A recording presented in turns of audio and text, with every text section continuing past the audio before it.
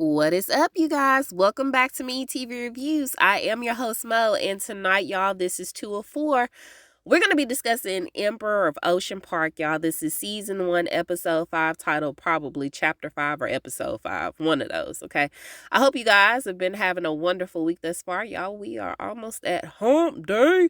So y'all know what that means. We got a couple more days to grind this thing out. Kids get them grades, and then it's back to the weekend so we can relax. All right, y'all? I hope that you guys are ready for this episode. It was good. It was a doozy, okay? So without further ado, let's go ahead, get into the synopsis real quick, and then we're going to get right into the episode. So the synopsis for this one is, stuck on a clue that the judge left behind, Tal turns to his father's old chess buddy for help. Moriah seeks the help of an old colleague to dig up information on Jack Ziegler. All right, y'all, let's go ahead and get into it. So we start the episode off with Moriah and Tal running up on Addie, demanding to know why he got rid of the scrapbook, and he plainly tells them that the judge was in a very dark place after Abby died, and he didn't know how to grieve properly and became obsessed with what happened to her, but he tells them that whatever Dad was looking into until his death died with him. So they need to let it go. And he was like, y'all giving me the degree. I'm gonna deflect. Okay. I'm gonna tell you how bad it looked for Dad. Now, we don't know what was in that scrapbook, but whatever it was, it could have been something related to what Addie did. And Addie flipped the script real quick because he was like, Tal, didn't you look at it? And I was like, yeah, Tal looked at it very briefly. And then when he tried to double back and like look at it thoroughly, it was gone because you had already took it. So ain't no telling what was really in there. But either way, Addie's behind is covered at this point. Okay, he was like, now can I leave? Because he was finna get ready to leave town. And so, although they know that he's hiding something, they don't press him. And I was like, no, this is the time that you give him the degree. No, you're not leaving until you give us all the answers. But I guess. So, Tal and Moriah then decide to split up, and Mariah's going to go talk to her former colleague, Hannah, that worked on the Ziegler piece for the Tribune, and Tal is going to talk to one of the judge's old friends who owns the chess shop, Carl, okay, with a K, not a C. And so we get a flashback of Tal admitting to Addie that he'd rather be playing basketball outside with his friends and them versus going to this damn chess tournament that he finna get ready to go to appease his father. And so in the car, they talk strategy before they go in, and he was like, okay, Dad, like I've been playing with you forever, man. I know the rules. Okay, I know how this thing go. And so he goes to Carl's house. I'm sorry, we jumping back. Now, when we got that flashback, I think it was 1997. Okay. And so y'all remember when Tal had went back to the vacay spot, this is when he saw that clip from when um him and Oliver won that tournament. Okay. And so I'm pretty sure that that's where that came from. And so we come back to the present, and he goes to Carl's house and explains the Excelsior clue to him. And so Carl ends up showing him the move that he might have been referring to that involves the 2 pawn pieces. But in this particular one, the white pawn always wins. But he mentions this book because he said, no, Excelsior was said twice in the letter. He was like, oh, you know what? Now that you mentioned that, your dad used to read this book all the time. Okay. There was this theory. Well, we'll get there. And so he was like, there's this book that your dad used to read all the time about the black bond possibly winning the Excelsior. So instead of the white pawn winning, the black pawn would win. But it's gonna take me some time to find the book. Okay. But I'll find it for you. And so Tal ends up heading to work. And when he gets to work, he talks to Dana, who's got her foot on Kimmer's neck, y'all, because she wholeheartedly believes that Kimmer is still cheating on Tal. Now, he was like, girl, at this point, I get it. I'm so thankful that you did all those things for me as far as following Kimmer and all of those things. But I feel like sometimes you just marvel in my misery. Like you just lap it up. You love it. You love the fact that I'm going through this heartache with her. And she was like, no. No, no, no, no. I don't like it. And so we find out that it seems like she might be projecting a little bit because he thought that she got cheated on by her boo thing and that was why they divorced, but no. She was the cheater that was cheating on her boo thing. And that's why she knows that Kimmer is a damn cheater. But she says, the Tal is so good that Kimmer doesn't deserve him. And I was like, girl, if you wasn't a lesbian, I would think that you might be trying to take a shot at Tal. And so, she tells Tal that he needs to confront her about it. And so after she leaves, he looks at the pics more closely and discovers that the Audi that's been following him is outside of the condo where Kimmer was coming out of. And so he rushes home, but Kimmer's not there. Instead, there's a note telling him to meet her at the ice rink at 6. And so he does get there, and Kimmer's there with Bentley. And he was like, oh, this is really nice. And she was like, yeah, I just felt like you were right. We needed to spend some quality family time together. It's been a minute since Bentley done came out here skating. I think it had been like a couple of years since Bentley had been out there. And so this was much needed, right? And so he asked her about them prepping for the FBI interviews because she still got this nomination hanging over her head. And she was like, you know what? Let's not even worry about that. Let's just go ahead and enjoy the night. And so they do, right? And so she also gives him a pair of the judge's cufflinks that she was able to find at the vacay house. And one of them's got like a gavel on it, and the other is got a chess piece on it. I was like, oh, okay. He was a really diehard chess fan. And so we get another flashback to Tal at the tournament. And this is just like the day progressing. So it's going to be the whole tournament throughout the day. And so we get another flashback to Tal at the tournament. And y'all, this new opponent, it's a girl. And she is talking cash money. Do you hear me? And she was like, oh, how you going to feel? How you going to feel when you get beat by a girl? This, that, and the third. And so Tal ends up winning the match. She thought she had it in the bag. And she was like, I can't tell y'all what she said. You'll have to watch the show. But she was saying a lot for her to be a teenager, okay? So Oliver comes over to praise him on his awareness on how to counter this girl's moves. She was pretty good, but he was able to come back from it. And mentions that he, meaning Oliver, was self-taught, okay? His dad wasn't really interested in him playing, and growing up, he wasn't exactly allowed in these types of rooms, and we know that that's because of his race. Okay, so not only did you have a dad that wasn't interested in any of that, if he was at home at all, he was probably working, and so nobody probably really invested their time into him. But then when you learned how to play, you couldn't go to these types of tournaments because you weren't allowed because of your skin color. Like that's insane to me. But so is all of the stuff that's happening in Lady in the Lake, too. We gonna do that review tomorrow, y'all. The episode was good. So, anyway. He's definitely proud of Tal at this point. Because he was saying out of all of his kids, none of them, except for Tal, had a liking for chess. But not only does Tal have a liking for chess, he's naturally gifted. He's got a gift.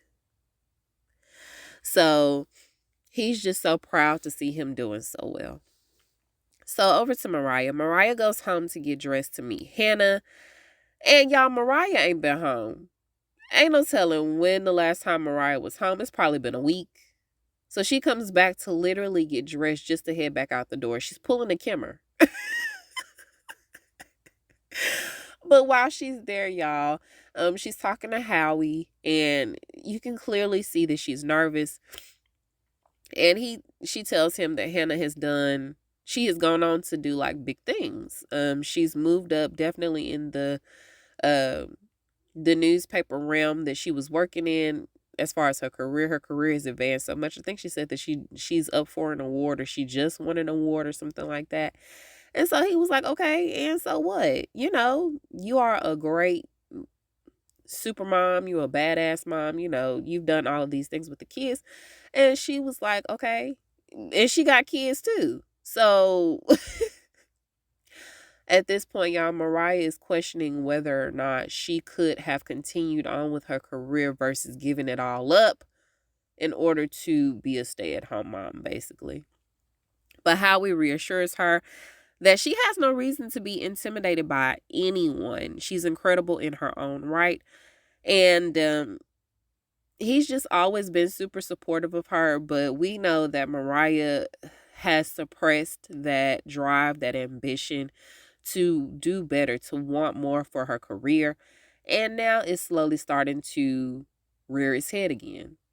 So Howie's going to have to figure out a way to deal with it. He's been taking it in stride, but I don't know how far he's going to get pushed before they start having issues. So when she meets with Hannah, Hannah shares the same sentiment that Howie does, and she praises Moriah for being a super mom of 5. But she never has her kids, y'all. The nanny always has the kids. But Moriah feels that sometimes she should have taken more time to pursue her career versus settling to be a stay-at-home mom. She felt like she settled too quickly into that role when she should have tried to stick it out a little bit more to see if she could balance the two of them. And so she tells Hannah about her suspicions of Ziegler. And in turn, Hannah gives her a zip drive with all the info that she used to write her piece on him. So Moriah's going to do a little bit more digging on this case.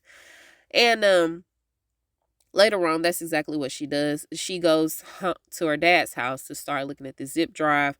And it turns out, y'all, that Ziegler was involved in a mysterious death a while back. Okay. Him, a hedge fund manager, and some other random rich guy went on a hunting trip where the hedge fund manager was accidentally, quote unquote, shot and killed. Okay. So she's going to keep looking into it because she feels like this might be a revenge thing for a deal that flopped. Now, she had called Tal to reveal all of this to him, her suspicions. And she just gonna keep digging because she's getting closer and closer, she feels. So the next morning, she goes to visit Hannah at work. And when she gets there, y'all, she starts to talk to Hannah at the office. And of course, the editor-in-chief, Chief Lewison, is super excited to see her. He's still there. Him and Hannah have stuck it out. And when she gets to Hannah's office, y'all, Hannah's got this big corner office with a beautiful view of the city. And she's looking around and she's moving like some of the stuff that baby girl has had in the office. And she was like, oh, she finds out that Hannah is able to bring in her baby to the office. They've got a daycare there for them because apparently enough noise was made and people needed to still work while managing, kids. And so that was like, shoot, we ended up asking for a daycare and they gave it to us after we made enough noise. And so she was like, oh man, this is great. And so this just further digs into her thought process that she really could have had the best of both worlds had she just stuck it out, maybe. It might have been hard for a little bit, but something could have happened. And definitely with Howie's money, that definitely could have pushed things a lot quicker than what they had been. So maybe a comeback might not be so far to reach. We'll see. And it's not like, again, Moriah doesn't have her kids a lot. Sousa does. So over to Tal. Tal and Kimmer come home. And of course, little baby Bentley, y'all, he was tuckered out. Okay. He was tired. He fell asleep in the car. And so as they're talking, she apologizes that she's been so busy these last few weeks, but she would love to spend more time with him as a family. And so she was like, let me show you a little something, something. Let's go ahead and end the night on a good note. And so she shows him some cute little lingerie up under her robe.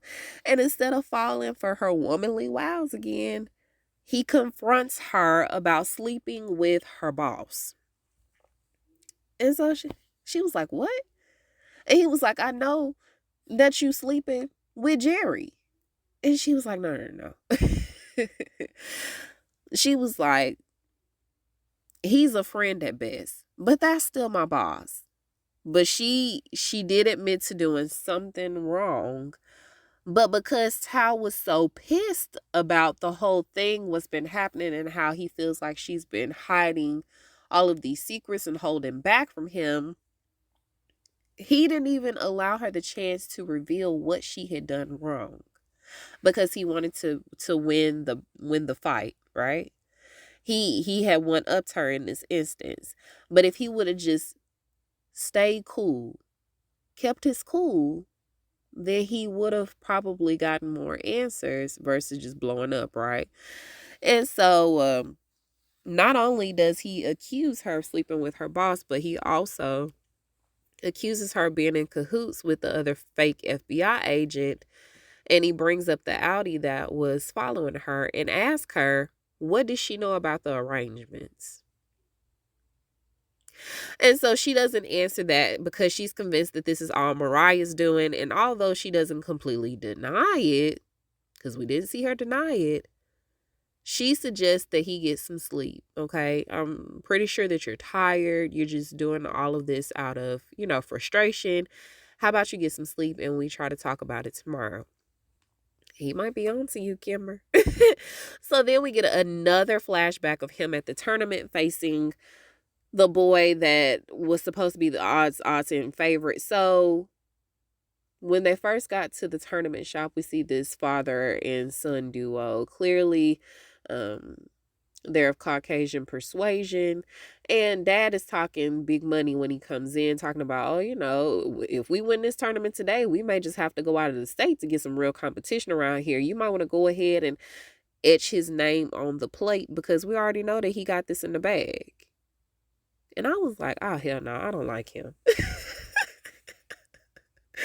And so Tal has made it to the championship round. And the boy, he puts up a good fight. Don't get me wrong. Tal puts up a good fight, but Tal ends up losing to him. But Tal says that it's because he realized that him and the dad were cheating. The dad was signaling to the little boy. And so because of that, the son was able to win. Now, even though this probably was true, Oliver tells him that he needs to be a good sportsman in the moment and shake this little boy's hand.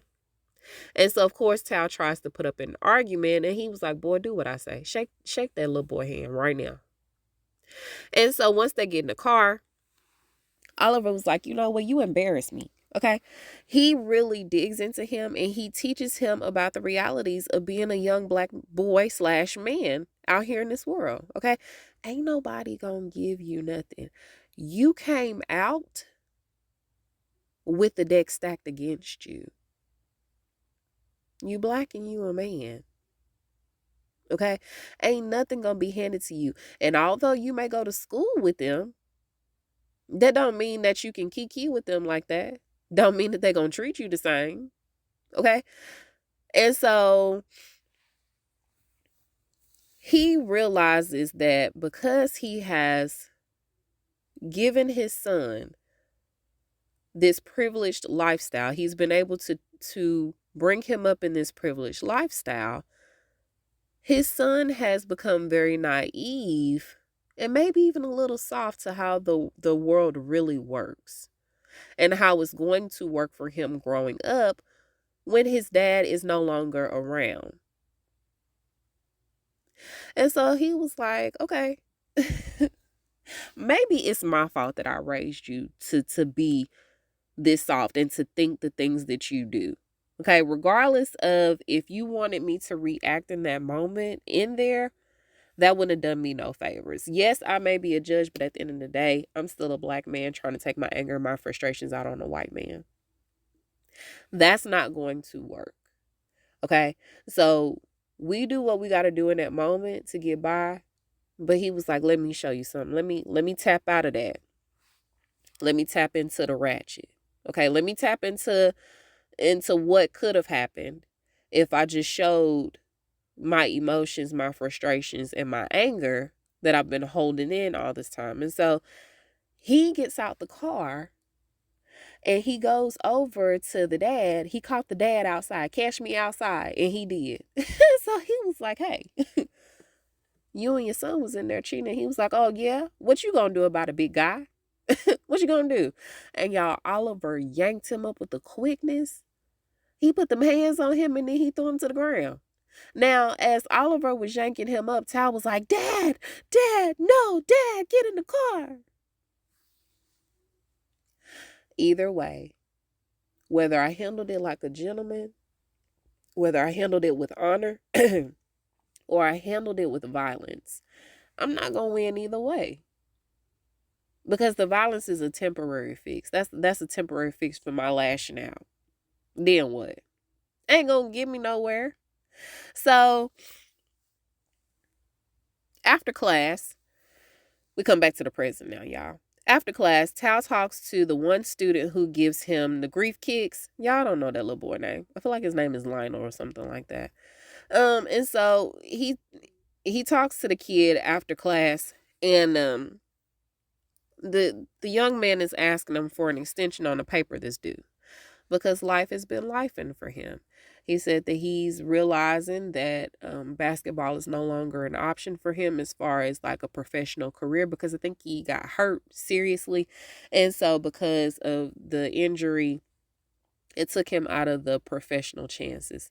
And then he is having lady issues. He just broke up with his girlfriend or something like that. And so he's feeling a little down and out. Life is life. And so Tal gives him a few extra days. And after he leaves out, it's time for the FBI people to come in and do his interview. He gets home and Kimmer is anxiously waiting on him. And she tries to do some small talk with him, but he ain't got the time. He tells her that he stuck to the script with the interview and he didn't mention what they had talked about the previous night. And I was secretly hoping that they would go ahead and disclose some of that they were talking about last night, because I want to know. So he heads to the chess shop because Carl done found the digital copy of the book, right? And he was like, "What am I supposed to do with this?" And I was like, "Do you have a CD player or do you have a laptop? You could probably put it on there and it'll open up still, find a way." And he was like, "Look, that ain't my problem. I told you I would find it and I found it. You figure out what to do with it now." And so, as I mentioned previously, Carl mentions that there was this theory that the white pawn lost in the double Excelsior, thing versus the black piece. And it served as a metaphor for how Oliver lived his life, always trying to see if he could figure out a way for black people to come out on top. He always was rooting for the black people, not necessarily getting handouts from folks, because then that would cause people to look down on us. But he always was rooting for the black person to win. Okay, very pro-black. And so he says that they would often talk and debate and play chess every weekend, and notices the Tal looks like he got some lady problems right now. And so he tells him to sit down and have a drink with him in honor of his dad and play a game of chess to help him clear his thoughts, right? And so I feel like in that instance, this is serving as something else as well, because in this moment, and based on the flashback that we saw, I feel like Tal will eventually figure this out. However, if he just allows himself to cut out all the noise, right, he'll figure it out. So Moriah has dinner with Hannah and Chief Lewison to catch up. And after he leaves, she asks Hannah about Jensen. And so Hannah ends up giving her the information about him and how he was Ziegler's right hand man for a while. They was thick as thieves. And she also tells her that he used to run this casino with his family. Now, she only knew about the casino after he brought it from the family and rebranded it. She didn't know about the old casino name before he had brought them out, right? And so Hannah gives her the old name of the casino and suggests that maybe she should consider coming back. I mean, it's still down off in there. You still have the urge, the want, the desire to solve problems, to solve mysteries, to figure things out, to investigate. And I mean, like I said, she's not financially strapped, and she's got a live-in nanny, so it's not like you got stuff that's particularly holding you back per se. It's just a matter of if you want to pursue it or not. And so she was like, I'll think about it. So later on that night, she videos Howie because I thought she was supposed to go home, but she didn't. But she videos Howie to let him know that she's still trying to sort out all of this stuff at her dad's, and so she'll be home tomorrow. He was like, you promise? And she was like, I promise. Girl. You gonna go home just to take a shower and then leave right back out. Meanwhile, we get a last flashback of when Tal and Oliver arrive back home after this awkward ass car ride after he done beat the brakes off cheating dad. And he tells Tal to come in and replay the last part of the game. And so he initially makes a few missteps. And so dad would reset him. And he was like, you lost to him because you had an awful game, but you should have beat him. Even though he was cheating, you are intellectually and naturally more gifted that you still should have won in spite of him cheating. And so, like I said, he made those few missteps at first. And then dad literally made every move that kid moved and every move that kid made while they were playing the chess game. And Tal was able to outmaneuver him and beat him. And so, like I said, this is one of those things where if Tal could just focus on the task at hand, and at that particular time the task was beating this kid so you could win the tournament versus you focusing in on the dad throwing these cheat calls, you would have beat him. Okay? You have to tune out all the white noise. No pun intended, y'all. And so the same thing goes for what's happening right now and him trying to figure out what's going on with his dad and the message that his dad was trying to leave behind to him. If you just tune out all the noise, all of the chaos that's surrounding you, and just really focus on the task at hand, you could have had this thing figured out a while ago. Or be a lot closer than what you are to figuring it out, right? So, he tells him that he can go shoot hoops with Daddy after that. And so in the present, y'all, he's leaving the chess club and he's on the phone with Moriah, and she tells him that she looked into the old casino, and it turns out that the workers that worked for the casino sued the casino for $75 million and were awarded that judgment by none other than Oliver. And so that's a hell of a motive. $75 million? You cost me $75 million? Even though it might have been justified, that's $75 million gone out of my pocket. And so this gives them some type of motive to take him out, right? So Tal tells her what he found out about the double Excelsior theory, and that he believes he represents the Black Pawn, but he's not sure what beating the white pawn represents or who the white pawn is at this point, because we still don't know who is involved. Now, Moriah's thinking Jack Ziegler, but honestly, I think if Jack wanted to take them out, Jack would have took them out a long time ago. So it's got to be somebody else involved. And so as he's talking to her about this, he comes up on his car because his car was parked like in the back of an alley. And it's two men, like just leaning on his car. And he was like, hey, yo, that's my car there. And so, y'all, they get this close up of this hideous snake tattoo on the one guy. And I think the other guy might have had a snake tattoo as well. But it's awful, y'all. Like, clearly you can tell that these things are fake. Horrible. And they look like they might be a part of a gang or something like that. And so they end up beating him up. And they take the envelope because they believe that this has the arrangements in it, but it's not. It's just the damn digital copy of the book that Oliver was reading. Now, clearly this might have got Tal closer to what he might have been able to figure out, but they don't know what the hell that means. And so that's the end of the episode, y'all. They left Tal leaking on the ground. Now, why? My question is, why did he get off the phone with her versus keeping her on the phone and telling her to call for help?